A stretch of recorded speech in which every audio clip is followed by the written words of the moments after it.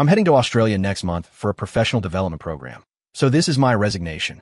My manager looked at me, stunned. This is so sudden, Leo. I offered the excuse I prepared. My son's mother is in Australia. I'm planning to take him there, so we could be a family again. The manager nodded. That's probably for the best. It must be tough raising a kid on your own here. We all just assumed you were a single dad. I managed a weak smile. I wasn't before, but I would be soon. As I walked out of his office, I ran straight into Victoria Vance and her assistant, Justin Shun. Victoria was my boss, and more than that, she was the mother of my child. 7 years ago, I was her personal assistant. One reckless, drunken night, and we had a son. This year marked the 6th anniversary of our secret marriage. It was also the 6th year she'd forbidden our son from calling her mom. Victoria walked slowly, as if deliberately matching the pace of the man beside her. Justin held a report in one hand and had the other wrapped possessively around Victoria's waist. The picture of domestic bliss was a sharp sting. As they passed, my heart skipped a beat. I couldn't stop myself. Tori. She stopped, her expression turning to ice. Mr. Thompson. The formal, distant address was a clear warning, a reminder of my place. Here, at the company, we were nothing more than a CEO and her subordinate. I got the message loud and clear and buried the flicker of hope. Ms. Vance. Victoria gave a curt nod and walked on without breaking her stride, as if I were a complete stranger. A bitter laugh escaped me. I swallowed the news of my resignation. It wasn't like she would care anyway. My phone lit up. A text from my son, Caleb, on his kid's smartwatch. Dad, is Mom coming home for my birthday? I froze, instinctively looking back down the hall. I saw Victoria, tilting her head up to speak intimately with Justin. When someone walked past, she instinctively ducked into his arms, a gentle, unguarded look in her eyes. Pushing down the sour knot in my stomach, I texted Victoria. It's Caleb's birthday today. Will you be free tonight? From across the lobby, I saw her pick up her phone, glance at it for less than 3 seconds, and put it down, her expression unchanged. Staring at the chat window, devoid of a reply, I gave a humorless smile. Leo, when are you going to get it? You can't warm a heart made of ice. What are you even hoping for? I shoved the phone back in my pocket, took a deep breath, and walked away. Victoria, you're about to be free. After leaving the office, I went straight to the kindergarten to pick up Caleb. The first thing he said to me was, Dad, it's my birthday. The second was, is Mom going to celebrate with me? Standing on the bustling street, my eyes instantly welled up. Your mom, I hadn't even finished when my phone pinged. Victoria had finally found the time to reply. I'm free. Coming home. A wave of joy washed over me, and I couldn't stop the eager nod. Don't you worry, Caleb. Mom's coming home. Caleb clapped his hands and threw his arms around me in excitement. In 6 years of marriage, this was the first time Victoria had ever agreed to celebrate our son's birthday. That evening, I cooked a special dinner, and Caleb finished his homework early, buzzing with anticipation. 1 hour passed, then 2, then 3. The texts I sent asking for an update went unanswered, one after another, just like always. The silence was its own reply. Caleb seemed to understand. He looked at me, his small voice cautious. Dad, is Mom just too busy? The question was a dagger to my heart. I wanted to make an excuse for her, but no words would come. All I could manage was, it's okay, buddy. Dad will always be here for you. He didn't ask again. He just quietly picked up his birthday hat. Dad, can you put it on for me? I nodded. As I reached for it, my eyes caught a new post on Justin's Facebook feed. Today was a good day. I really liked today. The accompanying photo was of a gourmet meal at a high-end restaurant. There were no faces, but I immediately noticed the wedding band on a hand in the upper right corner of the shot. It was the ring I had specially chosen for our wedding. But she always wore it on the pinky finger of her left hand, a symbol of being single. How ironic. The ring that symbolized our marriage was, for her, a declaration of independence. On our son's 6th birthday, she was at a fancy restaurant having a candlelit dinner with her lover. In that moment, all the bitterness and longing within me evaporated, leaving only a cold, calm certainty. I liked the post and put my phone down. Turning back to my son, I placed the paper crown on his head. Happy birthday, Caleb. In the candlelight, he closed his eyes and clasped his hands together. I wish I could be with Dad forever. I picked up my phone and captured the moment. The thought of leaving, once a seed, had now grown into an unshakable tree. Okay, Dad promises. That night, neither of us mentioned Victoria again, as if our family had only ever consisted of 2 people. After Caleb was asleep, I pulled the divorce papers I'd prepared from a drawer. The last shred of hesitation was gone. At 2 a.m, Victoria finally came home. Seeing the cake on the table, a flicker of remorse crossed her face. Sorry, I forgot. I almost laughed. The dozens of reminders on her phone, did she really not see them? Or was she so lost in her new romance that she could forget everything else? I opened the divorce agreement to the last page and handed it to her, my voice steady. Sign this. Before I could finish, her phone rang. Justin's panicked voice came through the speaker. Tori, I think my power's out. Can you come over? I'm scared. Victoria shot up, her eyes filled with concern. Wait for me. I'm on my way. She hung up and, without a second glance, signed the document I held out. I stepped aside, watching silently as she rushed out the door. Victoria, I hope you never forget this. You were the one who chose to walk away from this family. The next day, I went back to the office to hand over my work. Victoria found me and handed me a beautifully wrapped gift box. Caleb's birthday present. I forgot to give it to him yesterday. I paused, then took the gift and opened it. It was a toy dog. The one thing our son was terrified of was dogs. When he was 5, Victoria had taken him to an amusement park. She ran into a friend and, in the middle of their conversation, let go of his hand. Our little boy got lost in the crowd. By the time we found him, he was huddled by the side of a path, shaking uncontrollably, terrified by a stray dog. From that day on, dogs became his worst nightmare, and the person responsible was now offering one as a gift. I couldn't tell if I was more angry or disappointed. I set the box aside casually. Thanks. Victoria gave me a strange look, then seemed to remember something else. Justin's power is out, so I told him he could stay with us for a bit. She wouldn't meet my eyes. Don't come into the office today. Go home, pack some things, and take Caleb to stay somewhere else for a couple of days. Her casual words landed like a sledgehammer on my heart. I stared at her in disbelief. You mean you're kicking me and our son out for Justin? She frowned. Don't make it sound so ugly. It's just temporary. We agreed to a secret marriage, so we have to be careful in front of colleagues. I laughed, the sound hollow and full of irony. Just colleagues?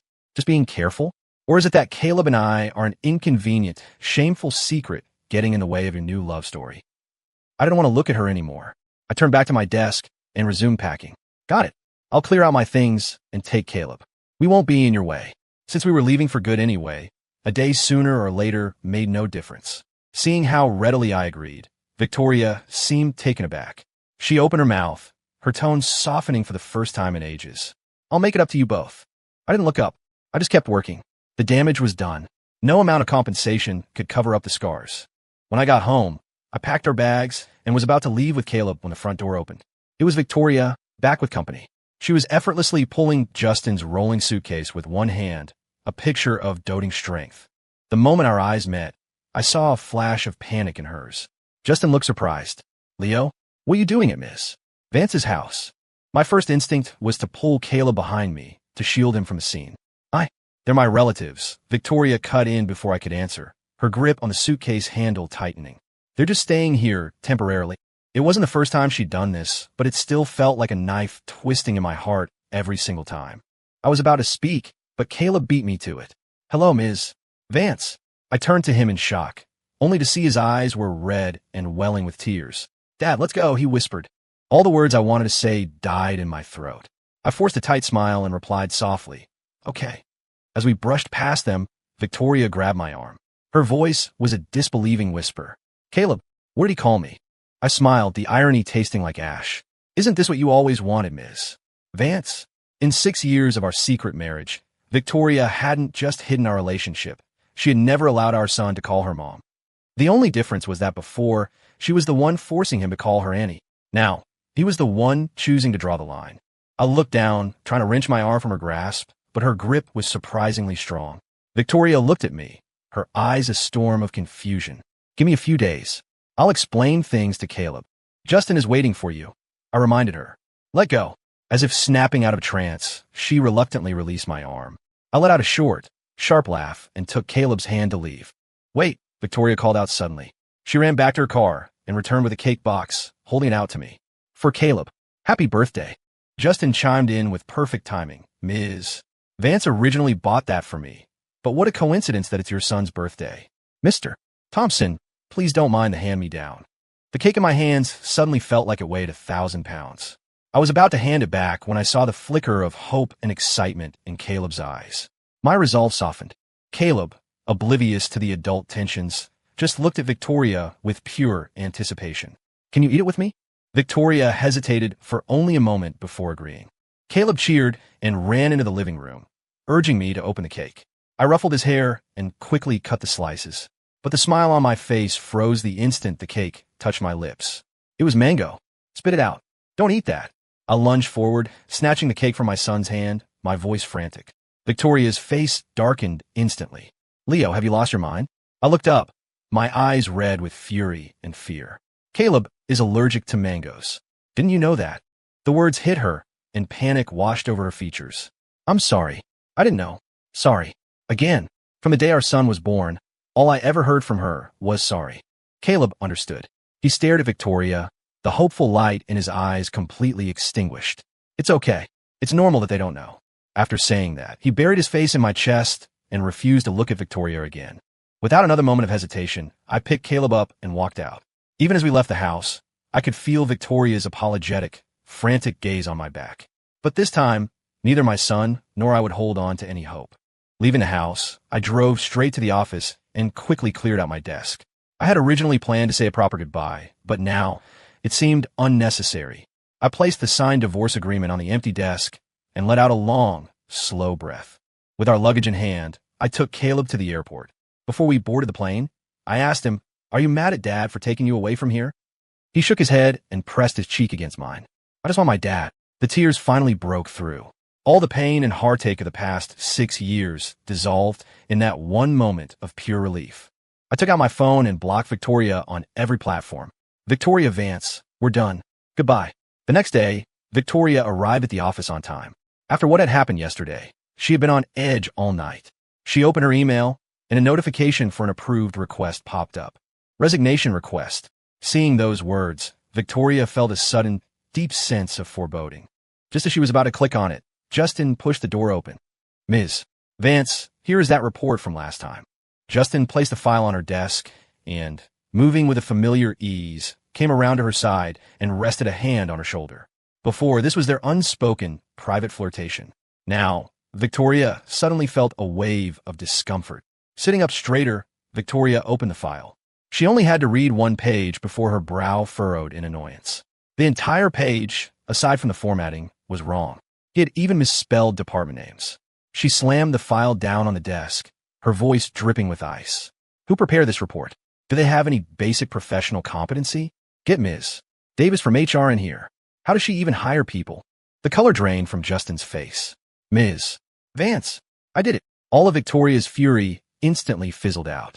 She looked at Justin, who appeared genuinely frightened, and for the first time, felt a profound sense of helplessness. Justin's eyes reddened. "Ms. Vance, do you think I'm stupid? If you really think I'm that dumb, then I'll just leave.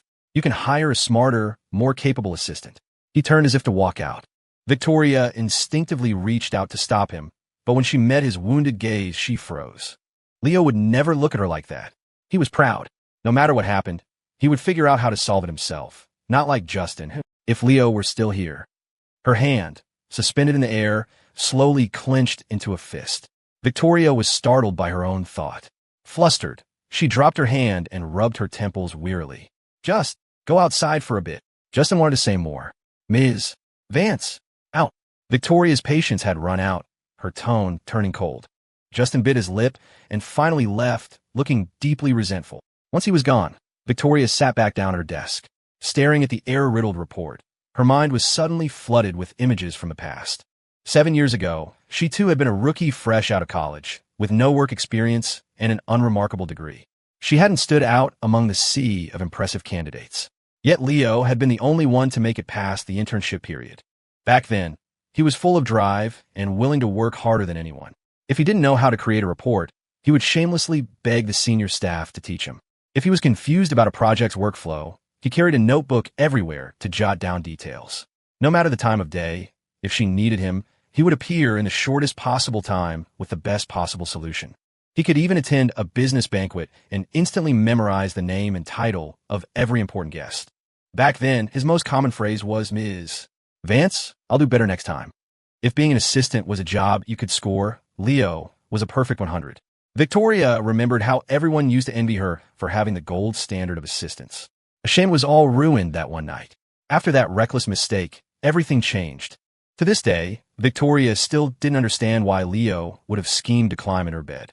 All she knew was that when she woke up that morning and saw him lying next to her, all her admiration had curdled into disgust.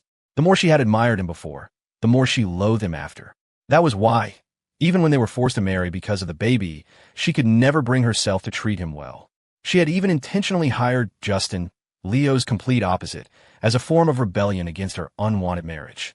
But now, thinking of Justin's increasingly outrageous behavior, Victoria suddenly felt exhausted by it all.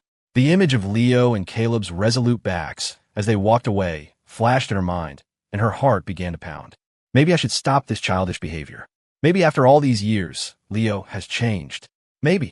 At 6 that evening, Victoria took Justin to a banquet hosted by a business partner. She hadn't seen Leo all day and found herself distracted, swirling the wine in her glass. Was I too harsh this time? The thought flickered through her mind. She pursed her lips and downed a glass of wine in one gulp. She pulled out her phone, about to text Leo, but was interrupted by the partner approaching her. Ms. Vance, about that proposal. Victoria snapped back to reality, pushing all other thoughts aside and slipping into work mode. Just as the conversation was getting good, a discordant voice cut in. Ms. Vance, this dessert is so yummy. Justin was holding a chocolate cupcake, his eyes wide with a worldly innocence. The conversation ground to a halt. The faces of her partners soured. But Justin, completely oblivious, squeezed his way to Victoria's side and tried to feed the cupcake to her. Caught off guard, Victoria ended up with chocolate and frosting smeared on her face. Justin jumped back, startled, and quickly reached out to wipe it off. Victoria recoiled as if he were a viper. That's enough. Justin froze, tears immediately welling in his eyes. Ms. Vance, what's wrong? You weren't like this before. Victoria took a deep breath, trying to speak, but she caught the strange, judgmental looks from her business partners. Seeing her notice, Mr. Wallace gave an awkward laugh. Ms. Vance, you seem busy. We can discuss the proposal another time. The others quickly chimed in. Yes, you're busy. We'll talk next time. And with that, they made a hasty retreat. Victoria had no reason to stop them, and frankly, was too embarrassed to try. A promising business negotiation had just been turned into a public humiliation by Justin. Victoria couldn't even begin to imagine what the industry gossip would be about her now. And she was right. As soon as Mr. Wallace and his group left, they found a corner to start whispering. Seriously, does Vance have some kind of weird fetish? Who falls for a pretty boy like that? Mr. Wallace, a man in his 50s, couldn't hold back. Mr. Coleman clicked his tongue. Maybe that's what the kids are into these days. Mr. Wallace just shook his head, still baffled. I much preferred her old assistant, Leo. Smart, capable, and most importantly, he could read a room. I have no idea why he wouldn't leave Vance Capital. I tried to poach him several times, but no luck. Mr. Coleman just smiled and didn't reply. The truth was, he had tried to poach Leo, too, and had been similarly rejected. Meanwhile, Victoria glared at Justin, her chest heaving with fury. Justin, look what you've done. Justin's eyes were red, as if he'd been grievously wronged. What did I do, Ms. Vance? I was just trying to share something with you. What did I do wrong? The more he spoke, the more upset he became, his gaze turning accusatory. The commotion had drawn the attention of other guests, who were now casting curious glances their way. Victoria knew she couldn't unleash her fury in public. She clenched her jaw, forcing the anger down. You did nothing wrong, she ground out. It was my fault. Victoria closed her eyes, her grip so tight on her wine glass, she was surprised it didn't shatter. Justin blinked, thinking her anger had subsided. He quickly wiped away a tear and eagerly took her hand. Oh, Ms. Vance, you're the best. Victoria's gaze was distant. In her mind, she cursed herself 1,000 times for choosing an idiot like Justin as her act of rebellion. Worried that he would cause another scene, Victoria avoided any further business talk for the rest of the evening. When people approached her, she kept the conversations brief. The remainder of the time, she sat on a sofa in the corner, downing glass after glass of wine. When the banquet finally ended, she said a quick goodbye to the host and fled as if escaping a fire. By the time she got home, the alcohol had fully hit her. She pressed a hand to her throbbing head and stumbled through the door. Leo, give me some water. The words echoed in the silent, empty space. Victoria looked up at the dark hall, and it finally registered. Leo and Caleb had left yesterday. She flicked on the lights and went to the kitchen. As she pulled a can of soda from the fridge, she noticed for the first time that the refrigerator door was covered in stickers of all shapes and sizes, mostly superheroes and characters from Caleb's favorite cartoons. Looking at these childish drawings she'd always dismissed, a small, involuntary smile touched her lips. An image surfaced in her memory. Caleb tiptoeing in her home office, holding a picture book. He'd approached her so carefully and asked, "Mommy, can you read with me?" And what had she said? Victoria's hand, holding the soda, paused. Her expression darkened. She had said, "I'm busy. I don't have time." A wave of inexplicable frustration washed over her. She pulled out her phone, unable to stop herself from sending a text. "Send me your address. I'll come pick you both up tomorrow." She typed it out, then felt it wasn't right. She deleted it and rephrased. "Where are you and Caleb staying? I will personally come and bring you home tomorrow." Taking a deep breath, Victoria hit send. A second later, a glaring red notification appeared. Leo Thompson has enabled friend verification. You're not his friend. Please send a friend request to chat. Clang, the soda can hit the floor. Victoria's brow furrowed as she frantically opened her company's group chat. He wasn't there. She scrolled and scrolled through the hundreds of employees in the group chat, but Leo's profile picture was gone. Did he leave the group chat? No, that's impossible. He hasn't resigned. Why would he leave the main company chat? Victoria laughed, but the sound was strained. The memory of the unread resignation email from that morning resurfaced, and a knot of panic she couldn't suppress tightened in her stomach. After only a second of hesitation, she called the HR manager. "Hello." The voice on the other end was muffled by background noise, like a family watching TV.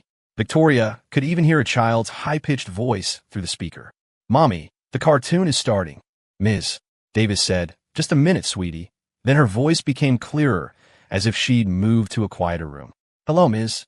Vance? Is there something you need?" The woman's voice snapped Victoria out of her daze. "It's nothing urgent. I was just wondering why I can't find Leo Thompson in the company group chat." "Ms." Davis paused for a moment. "Mr. Thompson resigned," she said quickly. "When?" Victoria shouted, nearly losing her balance. "The day before yesterday, first thing in the morning, Ms." Davis explained hurriedly. He submitted his resignation letter. He said his wife was on assignment in Australia, and he wanted to take his son to reunite the family, and that he was going to take some professional courses there. He was very insistent, so I followed procedure and sent it up for approval. "You didn't know, Ms. Vance." Victoria listened, her hand clenching tighter and tighter, a bitter laugh threatening to escape. Since when did Leo have a wife working in Australia? Just as she was about to lose her temper, a child's voice came through the phone again. "Mommy, why aren't you watching TV with me?" "Ms." Davis's soothing voice followed. "Soon, sweetie, soon. Be a good girl and wait for Mommy to finish her call, okay?" Her voice, like that of every parent speaking to their child, was instantly gentle. Victoria listened, stunned, as the sounds from the phone once again, against her will, made her think of Caleb. The truth was, she had a perfect family, didn't she? It just seemed she had somehow lost it. That night, Victoria sat on the kitchen floor until dawn. She had never been so broken. Before, no matter how late she came home, there was always a light left on for her. There was always someone sitting on the sofa, quietly waiting for her to return. Now there was nothing. The huge villa was empty, leaving her alone to wait for the sun to rise.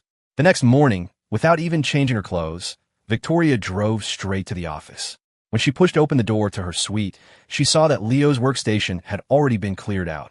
It was shockingly, painfully clean. On the desk, a single, thin file lay waiting. It felt like Pandora's box, daring her to open it. With a trembling hand, she opened the file. A line of stark, bold text jumped out at her. Due to irreconcilable differences, the marriage between the two parties has irretrievably broken down, with no possibility of reconciliation. By mutual agreement, both parties voluntarily seek a divorce and have reached the following settlement. Wife, Victoria Vance. Husband, Leo Thompson. "So, you really were planning to leave me?" Victoria whispered. She laughed, but her eyes, betraying her, turned red.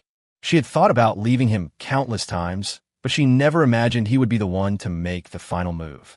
She never imagined that somewhere along the way, she had become the one who couldn't let go. Grabbing the divorce papers, Victoria turned on her heel without a moment's hesitation. She was going to Australia. She had to find him. She had to demand an answer. He was the one who pursued her first. How dare he leave without a single word? The more she thought, the faster she walked. Her face was a grim mask as she strode out, only to bump into a man reeking of cologne. "Ms. Vance," he whined. "Hey, where are you going? You didn't even drive me home last night. I had to sleep in a hotel." "I'm mad at you," Justin pouted, blocking Victoria's path. "Get out of my way." Victoria said coldly, in no mood to deal with his theatrics. Justin froze, then frowned. Ms. Vance, what did you just say? If you talk to me like that again, I'm going to get really angry. Get out of my way, she repeated, her voice so glacial it could have frozen him solid. Justin was about to argue further, but Victoria simply shoved him aside and kept walking. As she moved, he could hear her on the phone. Hello, I need you to find Leo Thompson's current address and book me a flight to Australia. Today. Australia. Today was Caleb's first day of school. I was up early getting his backpack ready. Though we had only been in Australia for 2 days, this move had been in the works for a long time. 6 months ago, I had contacted a friend working here, asking her to help me find a suitable house and school in preparation for the divorce. Back then, I didn't think I'd be coming over so soon, but I'd always been one to prepare for the worst. Looking back now, I was thankful for that habit, which saved me from being completely lost. I also had to thank Victoria for being, if nothing else, generous with money during our marriage. After seeing Caleb safely onto the school bus, I pulled my jacket tighter against the morning chill and turned to head home. But a familiar voice stopped me in my tracks. Leo. I turned around, my body stiffening. Sure enough, it was Victoria. She looked more worn out than I'd ever seen her. Her clothes were wrinkled, and her eyes were shadowed with exhaustion. But even so, she was still beautiful, possessing a unique, mature grace. That was how she had captivated me in the first place. No one knew that I had applied to Vance Capital specifically for her. She was my senior in college, 3 years ahead of me. A brief glimpse of her at the freshman orientation gala was all it took for me to lose my heart completely. I didn't have a prestigious family background or stunning looks. All I had was my diligence and my mind. So, for 4 years of college, I worked myself to the bone, studying, taking exams, interning, all to earn the chance to interview at her company. All to finally be worthy of standing in front of her and telling her my name. It took me 5 years to get to her side, but it took her only one night to destroy everything I had worked for. I forced a brittle smile, trying to maintain some semblance of adult civility. I opened the door. Come in and have a seat. Victoria's eyes lit up, and she quickly followed me inside. 2 sugars, no milk. I placed a cup of coffee in front of her and sat down on the opposite sofa. Her voice was hoarse. You still remember. I just smiled, not saying a word. Since you're here, you must have seen the divorce papers. I don't want half of your assets.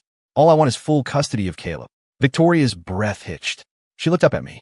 Leo, I don't agree to the divorce. I gave a non-committal nod. I had expected as much. That's fine. I can wait.